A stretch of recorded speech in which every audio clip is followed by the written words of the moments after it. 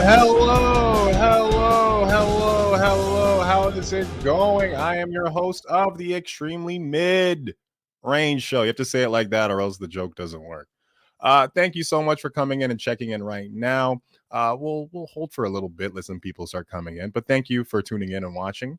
The title of this episode. The title of this episode is called "It's Early But." Now, the reason why I'm calling it that, because let's be honest, only 2 weeks have happened in the NBA. Only that 2 weeks of basketball have been played. I don't want to overanalyze anything, but at the same time, there are some hints to future problems, maybe teams showing out, and also drama. Oh my gosh, we had drama last week. We're doing drama again. All right. So, speaking of which, let's act like Lena Dunham in the first season of the hit HBO show Girls and head over to Brooklyn for some drama. Oh my goodness.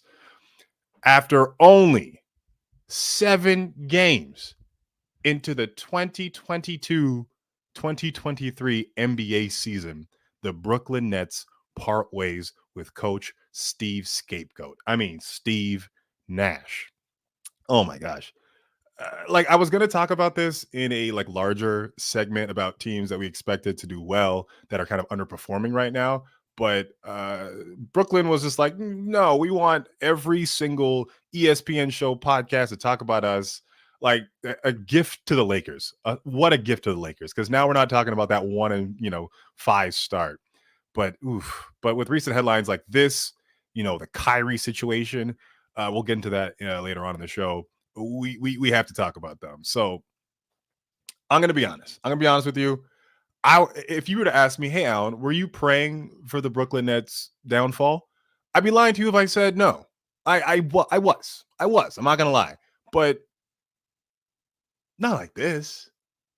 Not like this. This is not even enjoyable. This is just like a train wreck mixed with a boat crash and like the last hour of the Titanic. Like it's just so I'm just not feeling it. So but here's the thing. Fun fact. In the 10 years of the Brooklyn Nets have been a thing since they moved from New Jersey, Steve Nash is the most winningest coach under that franchise, which is wild. He's sitting at a record of 94-67, with a playoff record of 7-9. So I feel like he's being judged for his playoff record because let's be honest, when we saw this team getting constructed years ago, we thought by now they'd at least have a chip, something, or even a finals appearance. There's just nothing to kind of look at. So everyone's kind of blaming Steve Nash, even though there's a lot of different issues that we could talk about. You could talk about Ben Simmons being integrated into the system after missing a whole season, the whole KD, Kyrie Irving drama in the summer, Kevin Durant wanting a whole trade from the team.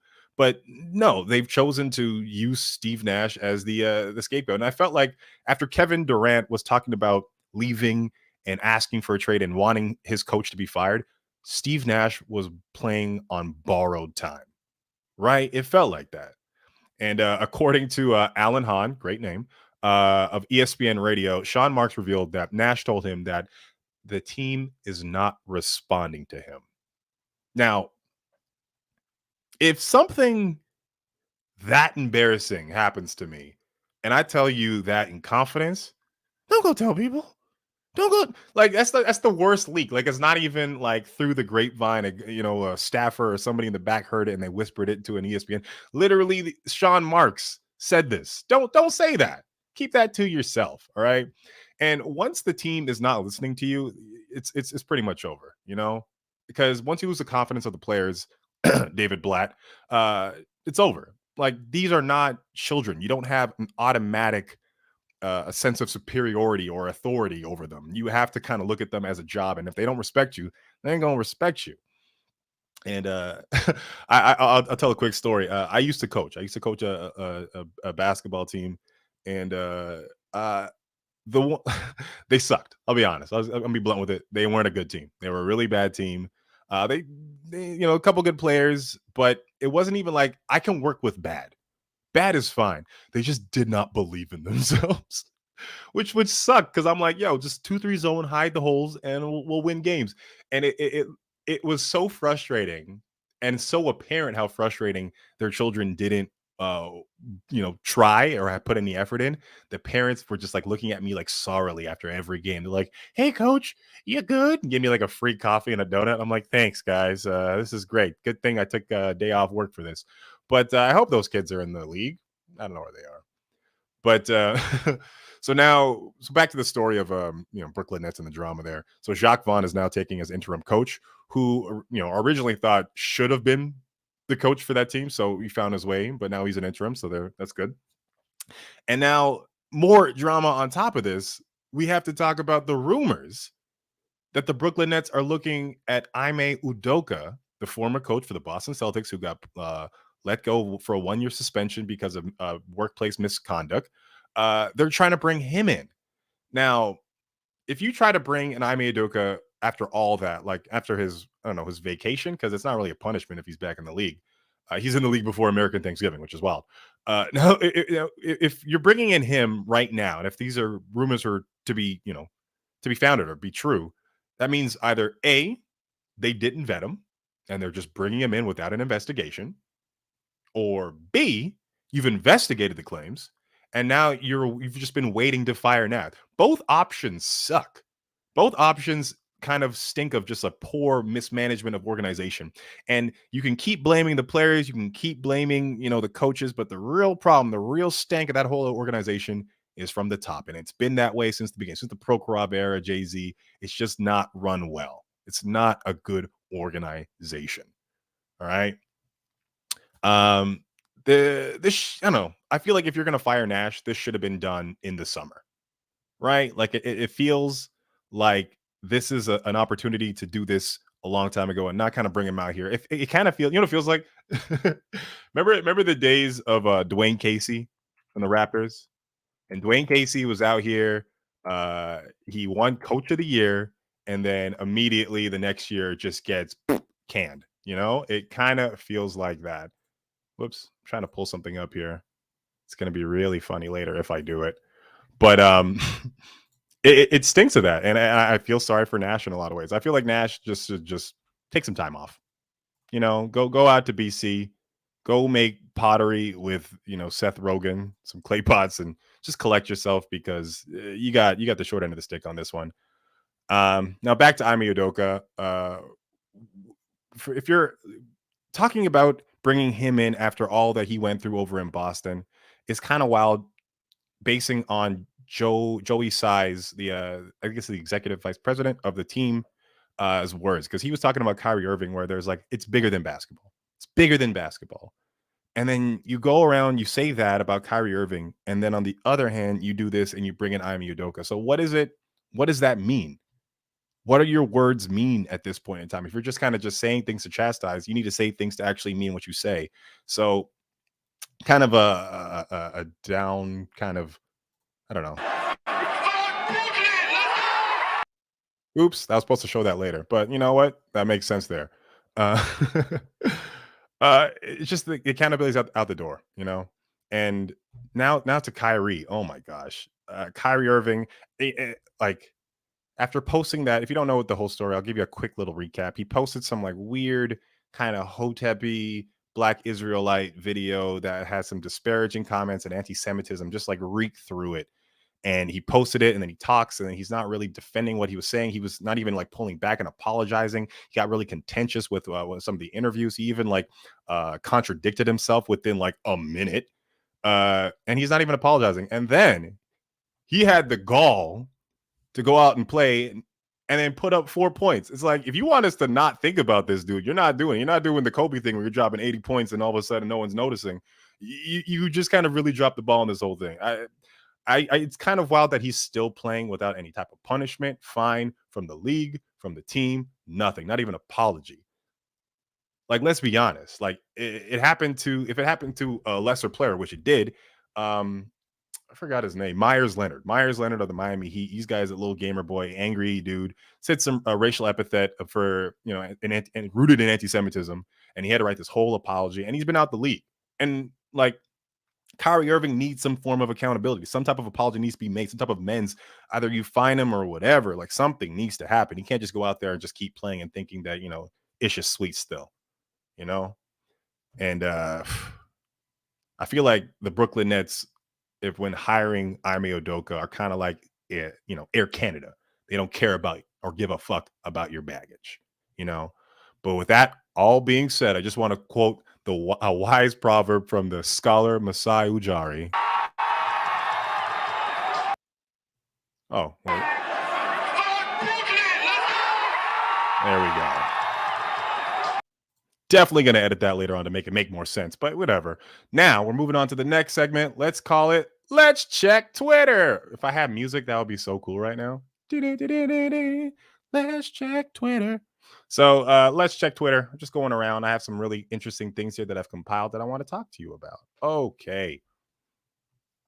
So first things first. Wait, let me go here. Bookmarks. I feel like there was another one there. Yeah, so here's Ahmed, big business on Twitter. Shout out to really funny video of the Lakers having a party time. And here, that's Kendrick Nunn right now with his mask. But that's fine. NBA Halloween is a lot of fun. But this is the one I really wanted to show you. This is the coach, Darvin Ham. Yes, the Darvin Ham, dunker, Milwaukee great, right here, cutting a rug. Hey,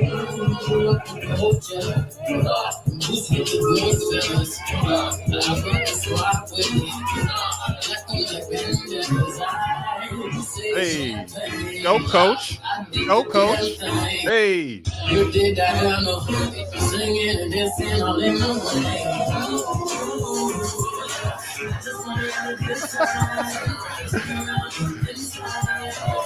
I ain't even gonna lie, yo, he dances like an uncle at the party who's just like had a couple of beers, kind of chilling, he's having a good time. Hey, shout out to Sebastian Breton, what's up? Hi. Yes, fuck Brooklyn indeed. Mensa the DJ, thank you for shouting in. If Rafi got coached the Nets, how many more games does she win than Steve Nash? I'll hang up and listen. Yo, if Rafi got coached the Nets, 82-0. 82-0, 16-0 in the playoffs. Easy. She's about precision, setting goals, and then affecting them, and then just accomplishing them. She could do that one time. Shout out Rafi Cott. If you don't know who Rafi Cott is, go watch Great Canadian Baking Show season 4. Oops, that was a spoiler. Never mind. Watch the spinoff series, Better Baking with Rafi Cott. So next thing we want to show here, shout out to Marlon Palmer out here, that dude McFly on Twitter, and he wrote, this is a video of of Scotty Barnes out here with a really great story. LOL, can't tell me this man's not from ends. Okay, we gotta hear this story. Guess what?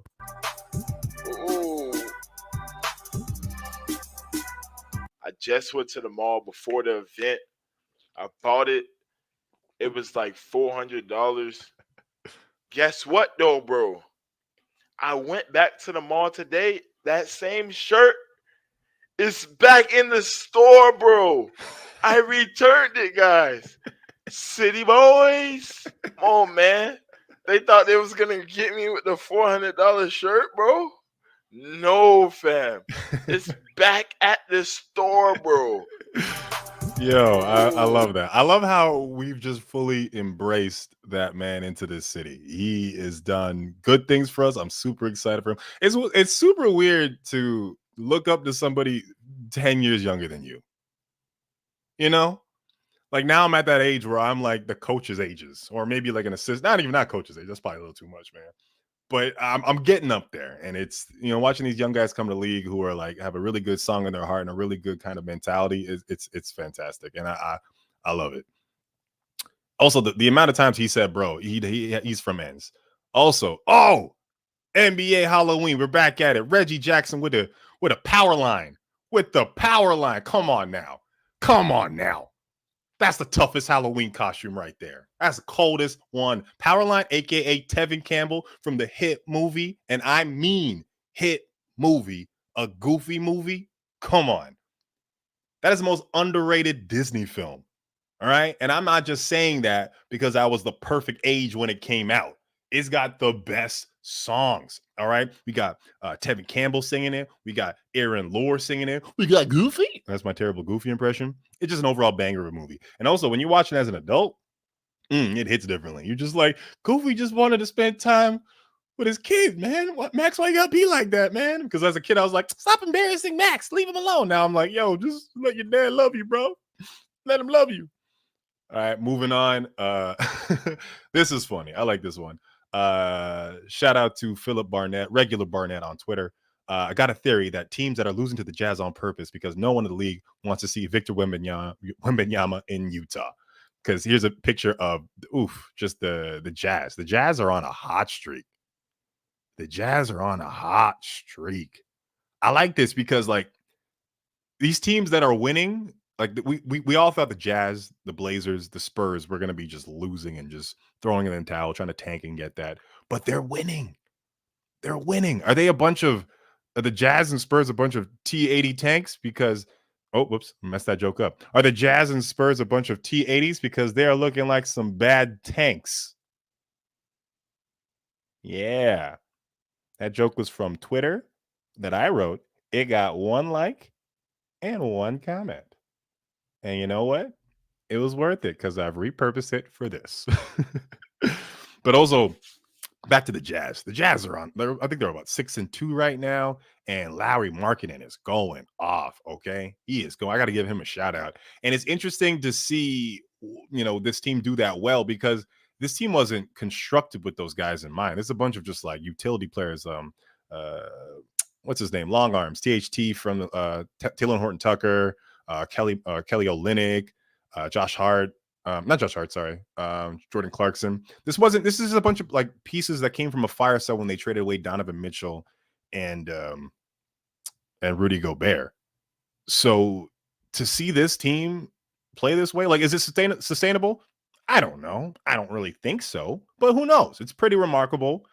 And it's pretty cool because they have a good like pick and roll where if everyone's switching on everything, okay, well then fine. Now Lauri Markkanen and Kelly Olynyk, they're not the biggest bangers down low, but at least they got some easy touches. They got a mouse in the house kind of scenario going on there. So shout out to them. I hope it works. I hope it works, but not really because I don't like Jazz fans because they racist.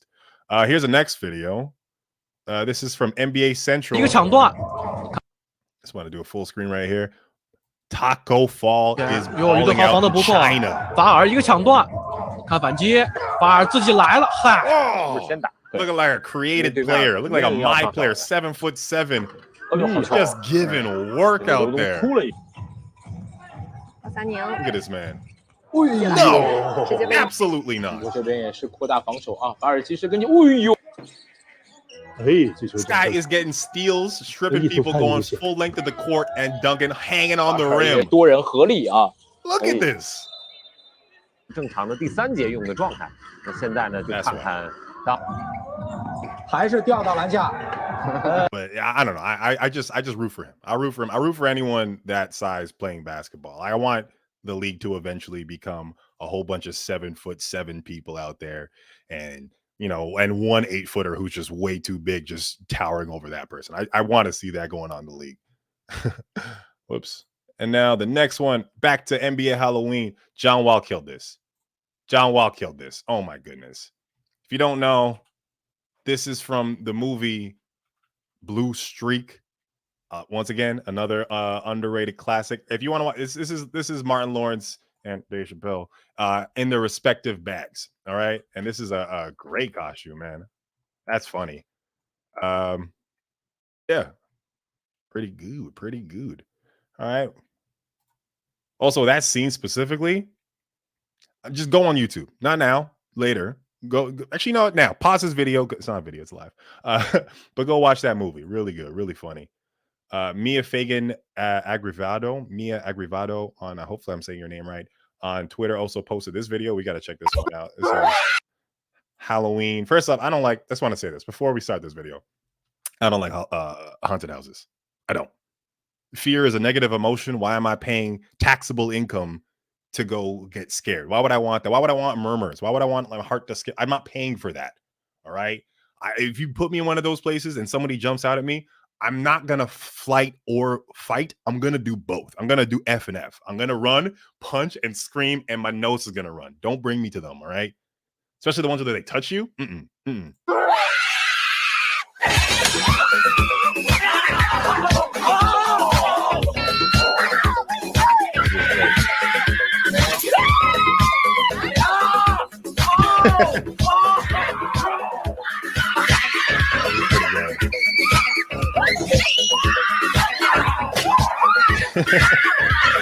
That last one was good.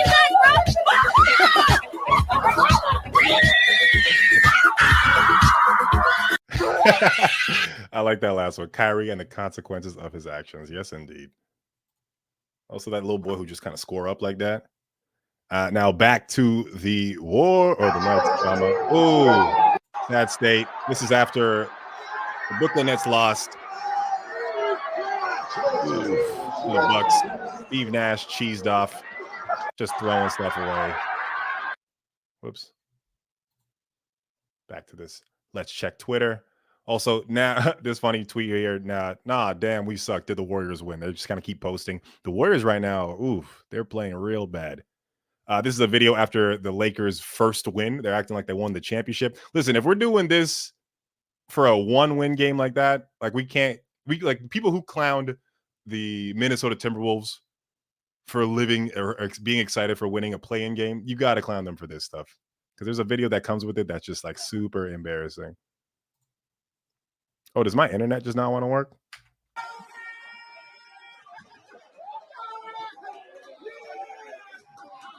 Like, wow. All right. Whew. Also here, shout out to Dom2K. The Spurs and Jazz being better teams than the Lakers and Nets is exactly what would happen in 2K simulation. Hilarious. Here's Kyrie Irving speaking to reporters. This is the last time he spoke to the press. But here's him contradicting himself within about a minute. Position to have a level. I'm in a unique position to have a level of influence on my community. You guys come in here and make up this powerful influence I have.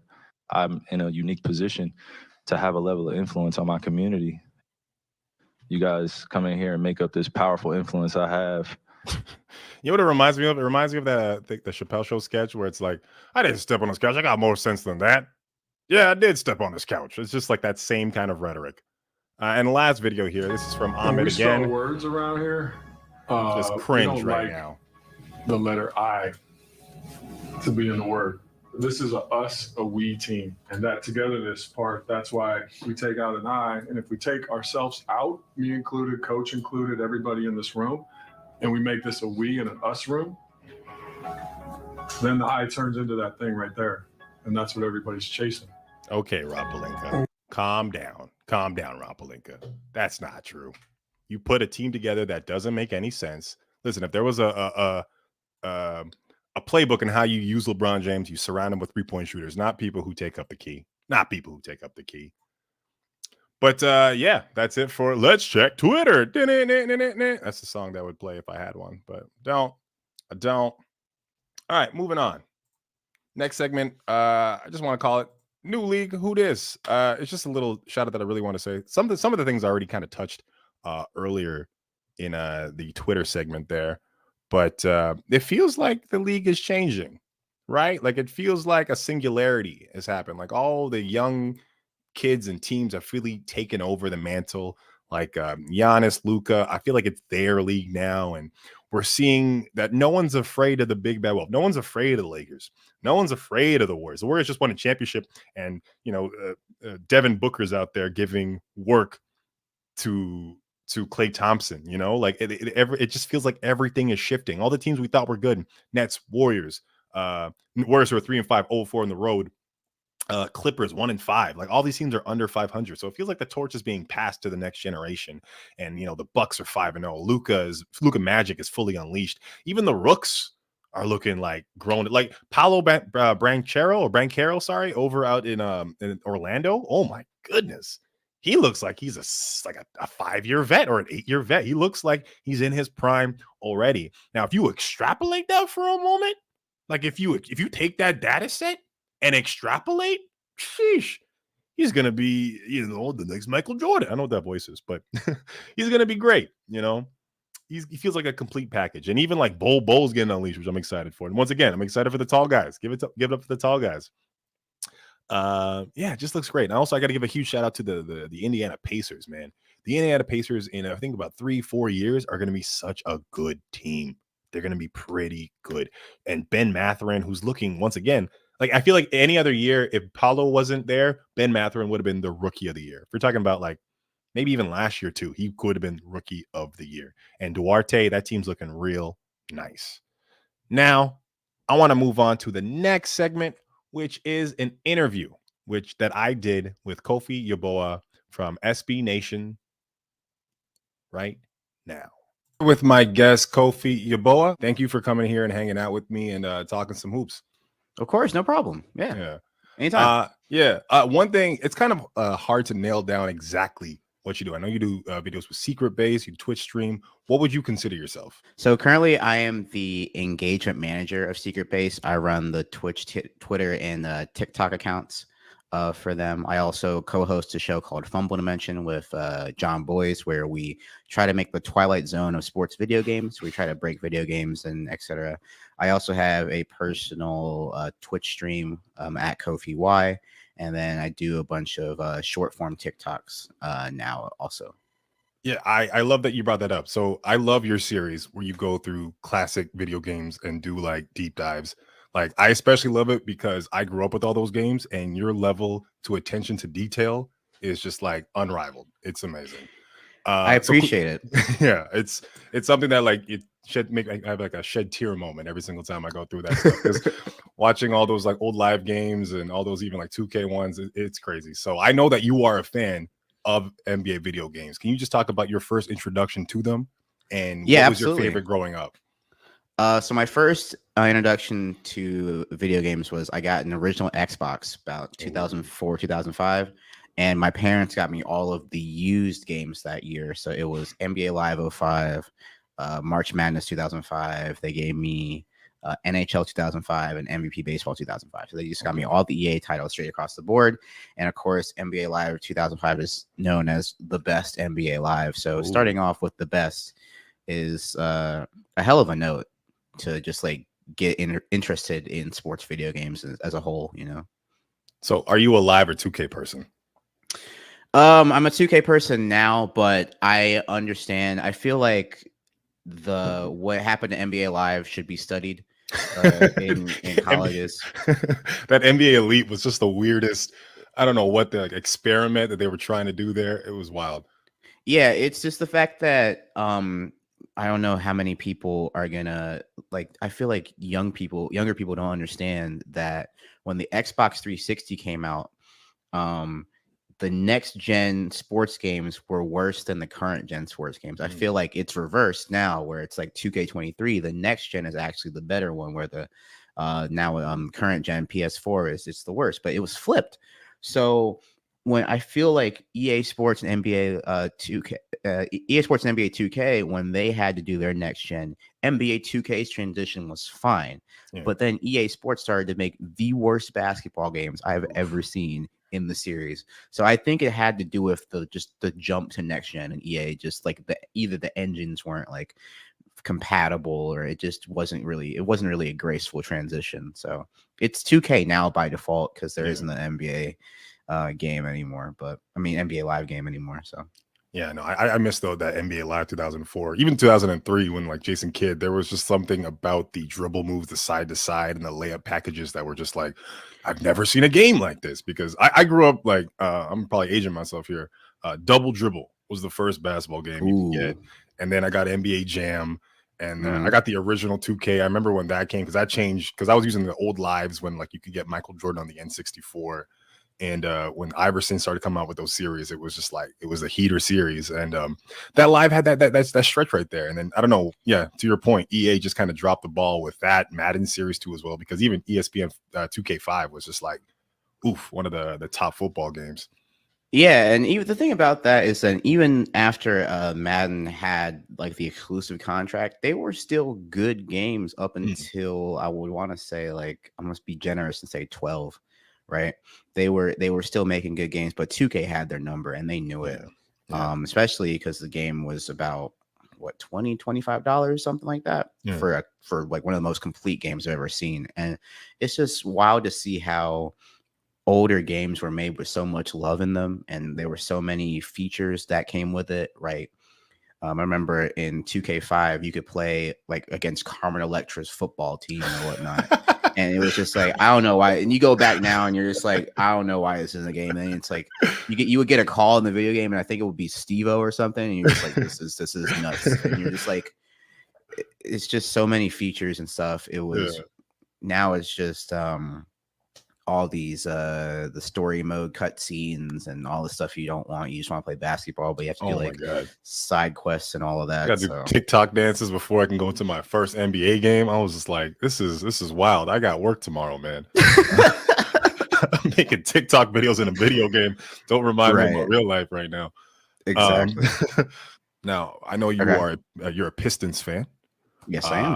And I'm a Raptor fan. And I feel like last season there was a little bit of online beef between the Raptors and the Pistons based on the Rookie of the Year race, also between the Cavs too as well. So tonight I was hoping we can pull a Crips and Bloods unity meme moment. All right. I'll say something. I'll give one compliment to Cade, and you can give one compliment to Scotty Barnes. All right. Oh, am I starting? Yeah. I can go. I this go first. I go first. I think Cade is a generational talent who has complete mastery of pick and roll, and he can give you points, rebounds, and assists. And you guys got a stud in a point guard who's hella tall. I want to apologize to Masai when he drafted. When I remember when Scotty Barnes got drafted 4, and the immediate reaction was like, "Why the fuck are you not picking Jalen Suggs Yo, I'm not or gonna lie. whatnot?" I was on there. I was on that level, man. I apologize wholeheartedly. I said that last season too, where it was just like, look, Scotty. The funny thing about this is that Scotty and Cade played together in high school. Yeah. I think, yeah. So it was funny. It's just cool to see them both like shining and all that. And Scotty he's gonna be like a great defender. And the thing is that he's improving in like every level. Mhm. Where we saw him put in the work defensively, like on the summer videos and all of that, and then like just making more strides as like an offensive playmaker as well. Like the sky is the limit for him. Like the thing about the Rookie of the Year thing, it was that the Pistons haven't had anything to celebrate in like since the Obama era or whatever. Like it's been years, man. So we were like, let us have this. And I don't think we're gonna get I don't even think we're gonna get Jaden Ivey as Rookie of the Year. I think Paolo is gonna just run away with that. So he is hungry. Like so it's one of those things. So Yeah. but I'm glad that the Pistons have gone away from like, because they had a stretch where they just like refused to tank like full-heartedly. They refused to trust the process, and they were just getting like 11 and 12 picks. Yeah. And it was good to see like an actual number, like high picks in the draft finally. It's been a while. Yeah, I think that's the worst position you could be as an NBA franchise. Just like not bad, not good, like that middle area where you're not getting anything returns at the end of the year, and you're not, getting any playoff kind of stuff. It's that weird limbo area. And as a Raptor fan, I've been there. I have been there. And it paid off, right? It paid off. Now, 25 years with this team, there have been some real high highs and some low lows, and I never thought we'd win a championship in my lifetime. Right. I thought maybe like it's gonna be like my kids. I'll show you, like I'll experience this with you. And then 2019 happened. I was like, yo, anything is possible, man. This is crazy.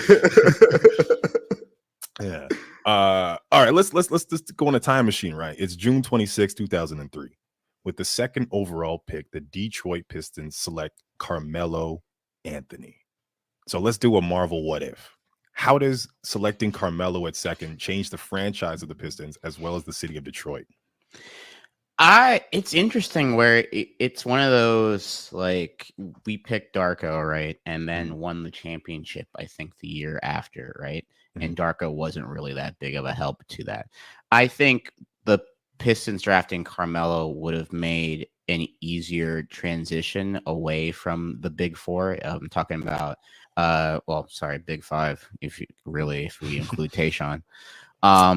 Where it was like Chauncey, Rip, Sheed, Wallace. I think that the Pistons, that core, they hit their timeline, and Melo didn't really agree with their timeline, but he would have definitely helped like the transition from, hey, we have Billups, and what are we doing? We're trading for Allen Iverson. Ooh, this is what's going on. It's like it just went off the rails as soon as LeBron. As soon as that, whenever people show the LeBron going off for like 25 straight points in that series, every time I see that, I see more like I'm just like, oh come on, because that was like the beginning of like the like more of a decline. I think Yeah. Losing to the Spurs also like the Robert Ory shot but the Spurs that's a generational team, can't even hate on that. Mhm. But I think that the Pistons, for the window that they had and for the age of that core, Melo didn't really he wasn't really like near it, but like he was close to where he could have definitely helped prolong that core for at least 2 or 3 years. But I don't know. I feel like the Pistons still end up not like it's hard to say, because it's like Melo was able to get his reps, get his shots up with like the Nuggets and get Rookie of the Year, where it's like, do we know if Melo, how would Melo have fit with a Pistons core that was already like set in stone? Yeah. Would there have been tension there? I would have loved to see it. But I can't. I'm not going to be able to like fully be like, I guarantee that the Pistons would have won. They would have beat who won it? They would have beat the Spurs. They would have beat the Heat. Like they would have beat the Heat in advance and beat the Met. Like I can't say all that. Yeah. But I do know that anything was. I feel bad for Darko, actually. Yeah. I feel bad for a lot of NBA draft busts when it doesn't work out. Yeah. And then everybody around them was good.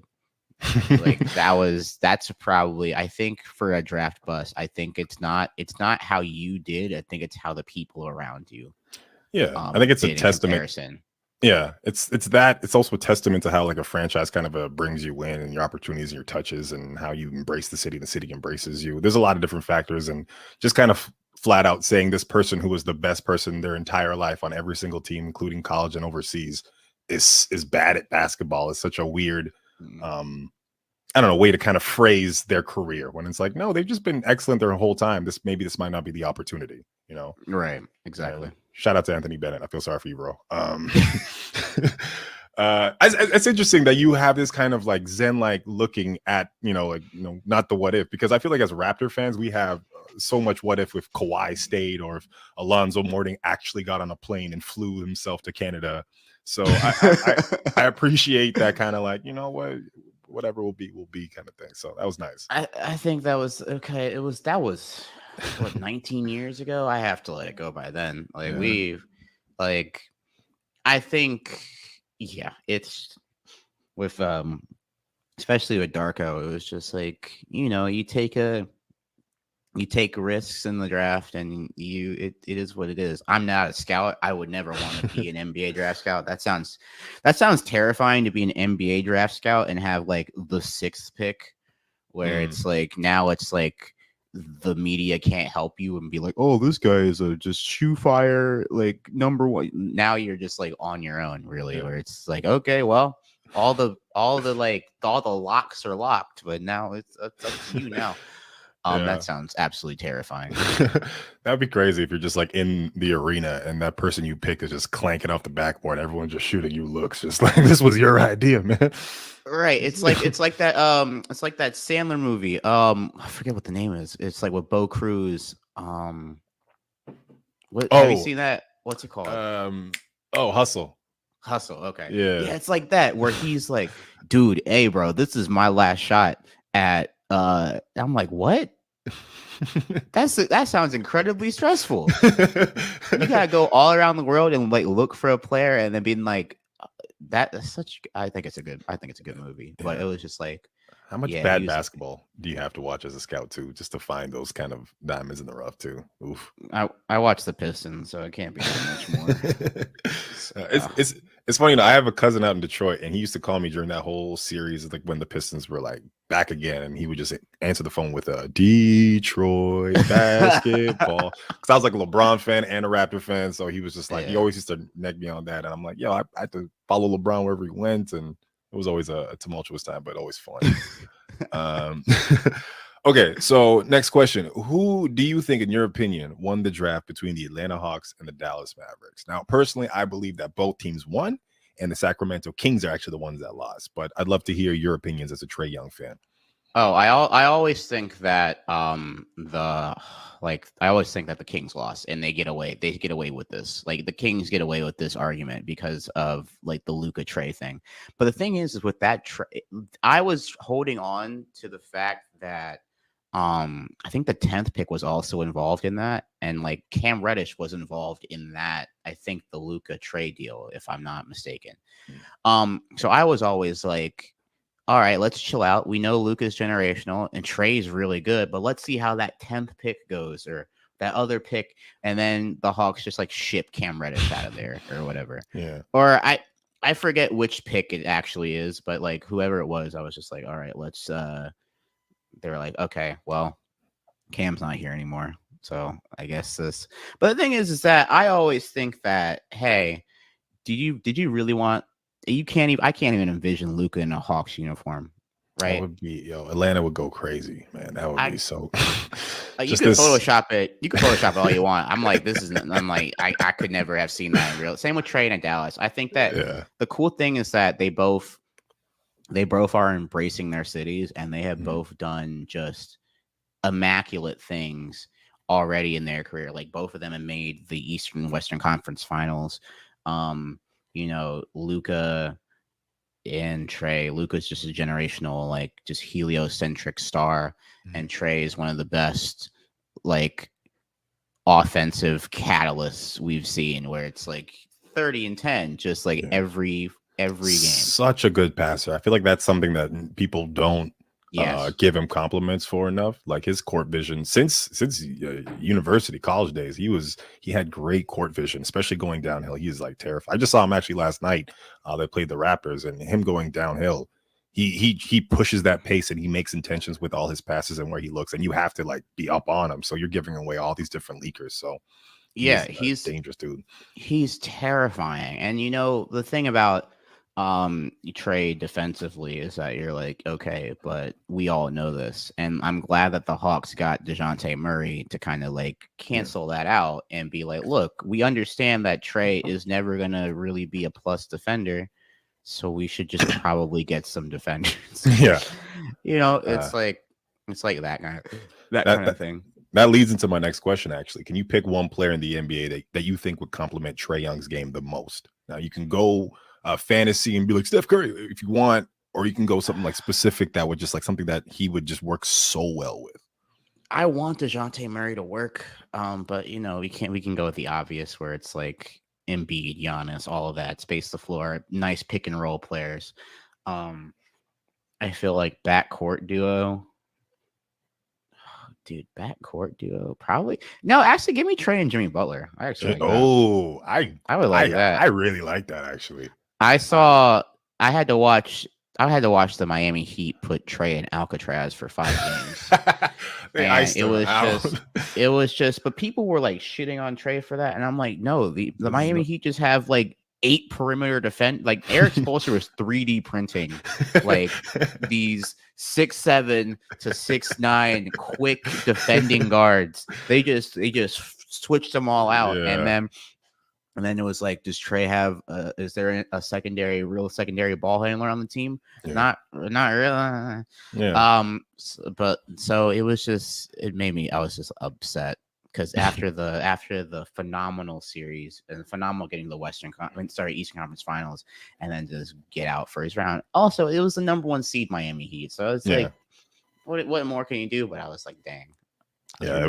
It was a tough one. Just like, one pick switch, next pick switch. It's like, they just have everybody. They just have contingencies for the contingencies. That's crazy. Yeah. Last couple questions. So on the last episode, I sat down with somebody who runs a Raptors podcast here in Toronto, and we had this, that joke online where it's like guys can just sit around all day and just name random NBA players. Right. Give me your most random Detroit Piston player, something that would just slide. People were like, "What's going on?" I don't remember that. Henry Ellenson. Henry Ellenson. That's like the big white guy, right? The tall guy. Yeah. I might even botch that name, but there's no way to fact check that. There's no way to fact check. Yeah, he doesn't exist. Henry Ellenson's up there. Yeah. John Lure. Ooh, yeah. For specific Pistons. Corliss Williamson. Okay, yeah. He used to just be mean to people. I remember that, right? Didn't he just like Yeah. knock them out? Jason Maxiell. The shortest power forward in the world. Sure, yeah. Carlos Delfino, I think, was a Piston for a little bit. Yeah. He was fun. Yeah, it was. Of course, Greg Monroe. When Moose. I always tell people, I'm like, you haven't seen true NBA like suffering until you saw the Greg Monroe, Andre Drummond, Josh Smith lineups that we used to throw out there. It was, I'm telling you, that was some of the worst basketball I've ever seen in my.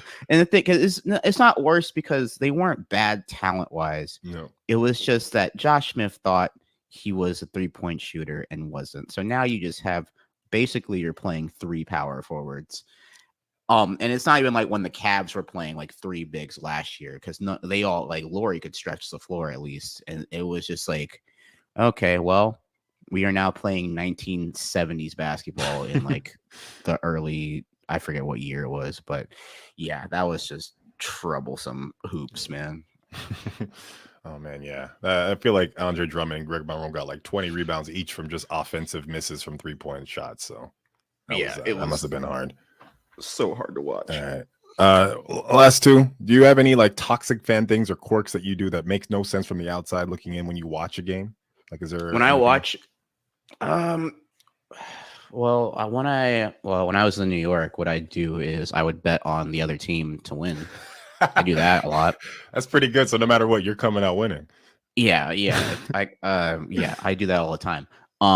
Where it's just like, hey, this team is bad. Can I at least cash in some money off of it or whatever? If the lines are good, if the spread is good, the Pistons are I think there was a stat last year where the Pistons were like really good against the spread or something, and I was like, all right, well, so that's a toxic thing.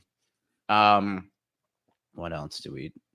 I defend Cade. I'm not as toxic on Twitter as I used to be. It was like it's like a Twitter's a time sink now.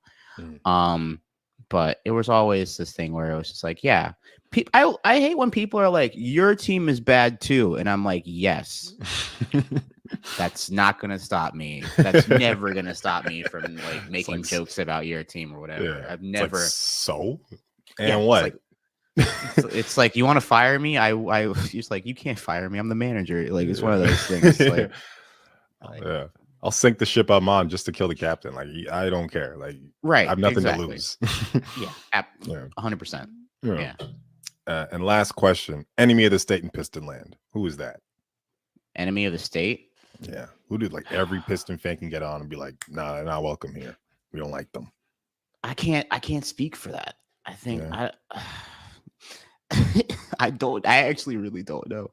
I remember when I was rooting, I used to just like root against LeBron so much, so badly. And that's why the 25 point thing just hurt. But then when the Pistons became like just absolutely irrelevant, I was like, okay, I can appreciate basketball greatness now. Yeah. Didn't like Kelly Olynyk for a while, and then he played for us for a little bit, and I was like, okay, well, there's not really a enemy of the state. It's not Joe Dumars. Because Joe Dumars is Pistons. He's still Pistons basketball royalty, even though he was a shit tier GM. It's stuff like that where it's like this, but it's a lot of that. It's not Darko because we've like that's I was just out of his control and whatever. Might be Josh Smith for me. I think it's Josh Smith for me, man. I don't know. It was I remember we were so excited to see, like, Pistons fans were so excited to see him leave because it was about time. Like and then there's a meme, right, that I didn't make. There's a meme of the Pistons like hanging up a championship banner, but the banner says we got rid of Josh Smith.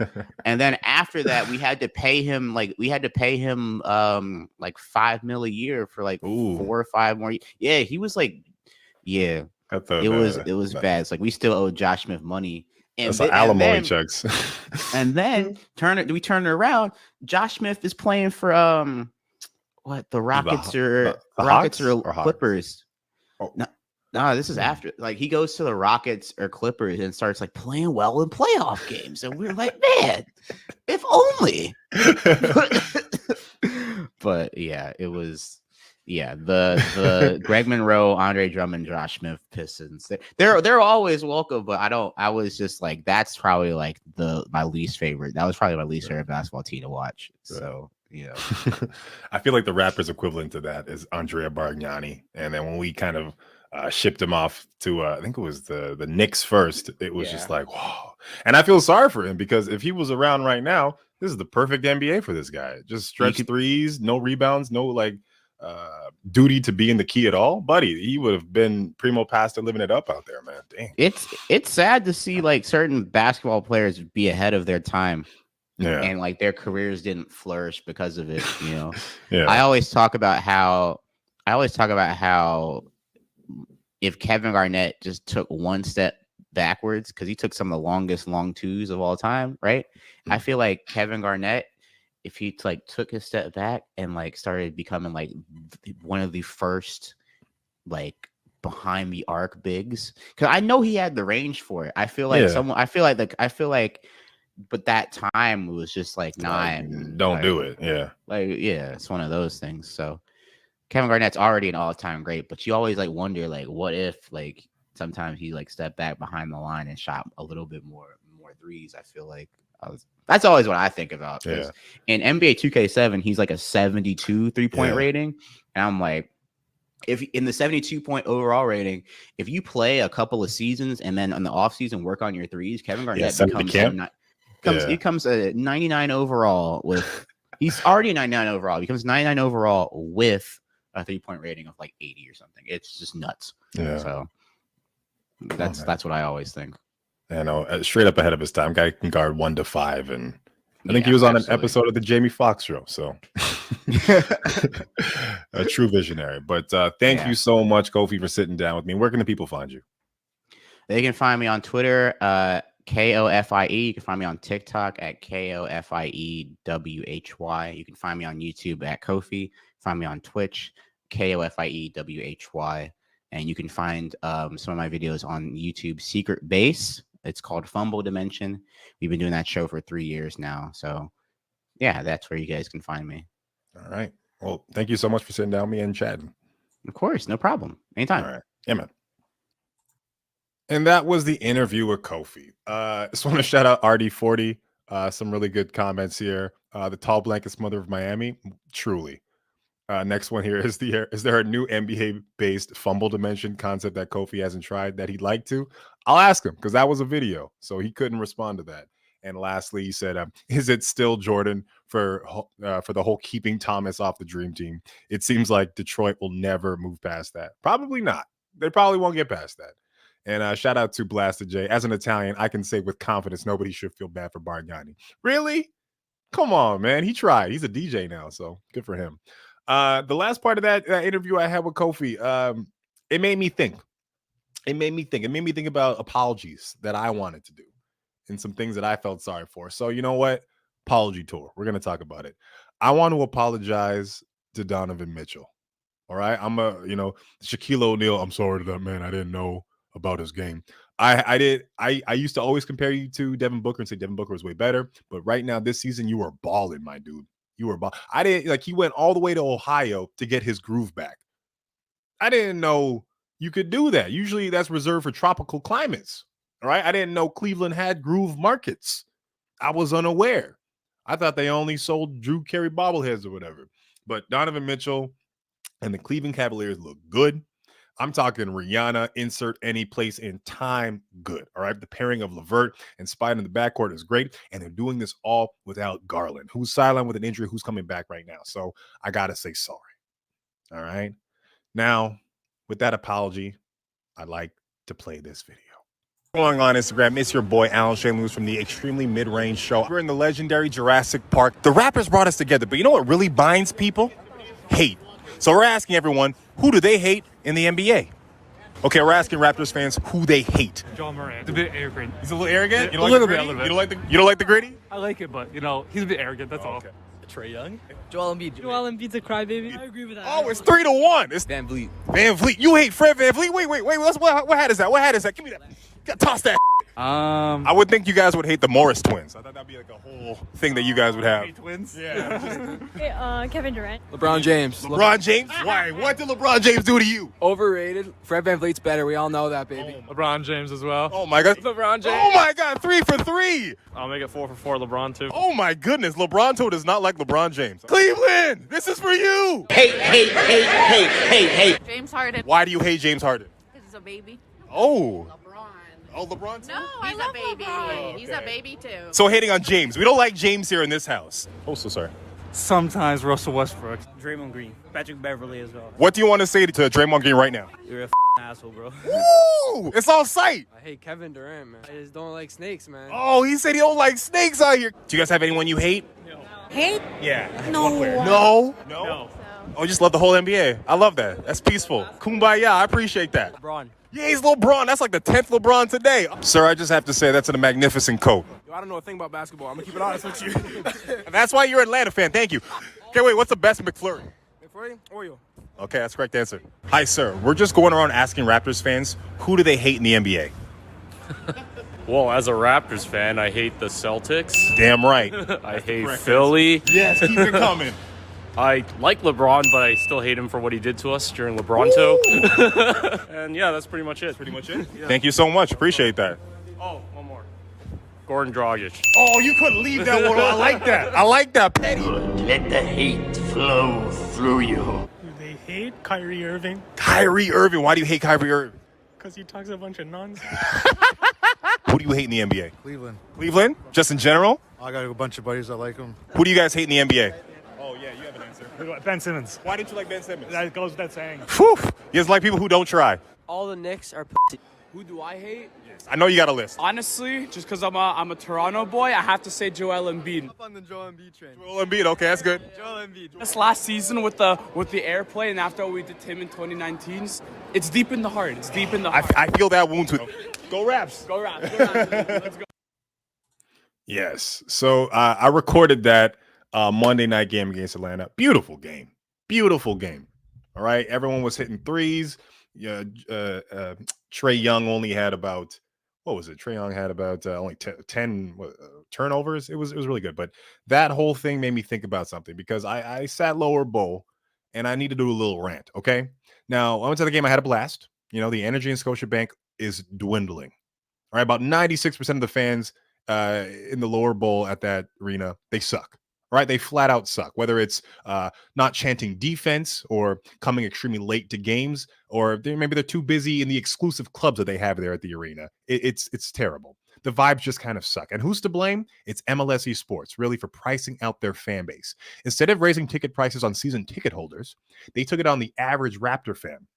Now, I understand this is all good problems to have. These things all come with success. After you win a championship, it becomes more of a more popular, and that's fine. It's a big tent fandom, and I like accessibility. I'm all about that.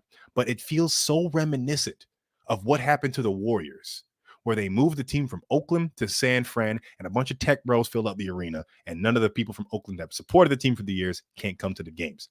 All right, I don't even know what I'm saying with this rant. If there's a point to this story, I'm just saying it all sucks. All right, and another thing, I was sitting up close. Right. And I'm chanting defense. I'm doing everything. I'm making sure the team can hear me. And people around me were staring at me like I'm the weird one. What? No, dog. You are the weird. You silently sitting there. You're the weird one. This is a basketball game, not the opera. All right. The team can feed off the electricity in the air. If you're loud enough yelling defense, the other team can have trouble hearing play calls. So make some goddamn noise. All right. Well, now that I've alienated people with that, I got some more heaters to give out. All right, so screw it. Let's just roast NBA players right now. Anthony Davis plays like he's made out of cardboard tubes taped together. I feel like even his teeth are soft. and whenever he eats uncooked broccoli, he has to take breaks to chew. Jimmy Butler is the answer to the question, what if a DMX song played basketball? Luka Doncic really looks like one of those 1980s villains in every 80s movie, you know? He's like, if I make this step back three, my dad's gonna close your community center. Joel Embiid looks like every character on The Wire just smushed together. I feel like if you ask Kyrie Irving to shoot the rock, he'd pull out a healing crystal out of his socks and just throw it at the rim. Kawhi Leonard laughs like he learned it from a book. If you Google image search Stockholm Syndrome, they're just a photo of Damian Lillard's Portland Trailblazers contract. Seth Curry looks like the love interest in every Hallmark Christmas movie. Now, I don't know how to explain this, but James Harden looks like the type of guy that only eats sandwiches unless the crusts are cut off. LeBron James feels like the type of guy that if you handed the aux cord, he would just unapologetically play his own music. Shaquille O'Neal always puts 4 fingers up when he talks about how many rings he has. Not for emphasis, just because he needs a visual aid to count. Ben Simmons is the type of dude to hold up a line at a swimming pool diving board because he's getting second thoughts up here. Oh, I didn't know the Babadook was in the NBA. And that was NBA roast jokes. If you like that, I might keep that going. That's always fun to do. I just want to shout out to some people in the chat right now making some noise. Shout out to RD40. I mean Kyrie, but largely for off-court reasons. Though on-court, just never quite living up to what he thinks he is. It feels that way, right? Because he has the ability and skill of a Kobe Bryant. And we're not seeing the fruits of that labor. We saw it once in 2016, but since then and before that. And as an Australian, I'm not allowed to hate Ben Simmons. You know what? I will say this. There's a player from Australia that I do not like, Aaron Baines. He came to the Raptors, and it just wasn't the greatest. What else you say? Is that Scotiabank an issue? Is it the same with the Raptors and Leafs? Yes. Actually, I don't know. The Leafs, I will say this. I went to my first Leafs games last year, and the arena was loud and packed, and they made noise. They sang a song every time the Leafs scored. It felt like a very good time. And I think the reason why is because the Leafs fans are drunker. They are so much drunker than Raptors fans. They're like, yes, fucking go, bro. And it just, that spills out. And I'm just high-fiving strangers. So I like that. And Luca is the miscellaneous East German baddie in a Stallone movie in 1986. I like the specificity, RD40. Thank you so much. Thank you so much. All right. We're just wrapping up this show right now. We only have a couple more things and we're done here. Next segment is called New Jersey. Who this? So we have some leaked jerseys right now going on. Pretty okay. They're pretty okay. I like some of these. The Spurs one over here is looking kind of nice. These Phoenix ones, that's a really good color. The Raptors, I'll come back to that. Detroit's looking nice there. What else? We got the Miami's looking the same. This one is very odd. It almost reminds me of the Coors Light iced tea, if you understand what I'm trying to say there. Very interesting way to kind of put that in there. Detroit looks nice too as well. Now, I said I want to come back to the Raptors because look right here, the Toronto Raptors one, it's boring. Let's be honest. It looks very much like the Drake ones that we saw before. Not a lot of ingenuity coming on there. But I did see something better. Now, I want to shout out to this person right here. This is Bruno L 311002. Go follow him if you're on Twitter. He posted some really sick designs for the Raptors, and I really want to give him a shout out. So look at these. Look at these. We got the purple and white and red all together. That's what we want. That's what we want. Bring back those colors. We don't want to see Drake colors over and over and over and over again. Just 15 iterations of the Drake colors. Give us this one. And especially this one with the purple. Ooh, and the little So shout out to Bruno, man. Bruno, Leo, Herrera. Thank you so much for making these and sending these off. Shout out to you. I guess that's part of the shout out segment there. And just want to double check.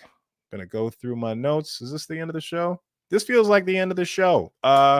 Thank you guys so much for rocking with me and watching this one. We'll be back every 2 weeks. Same place, same bat channel. If you want to watch it on Twitter, the handle's there, the Alan Shane. If you want to watch, or there's my Instagram, Alan Shane. If you want to watch it on Twitch, Shoeless Lewis, and YouTube, it's just Alan Shane Lewis. So follow up, message. Thank you guys so much for coming out here. Oh, we got more messages. How much? What do you say? Very white people are just more fun. Okay, thank you, Justin. Very much. Yes, CLT awkward. And that third, yeah, it is fire, right? That's a fire one. But that is the end of the show. Thank you so much. See you guys in the next 2 weeks.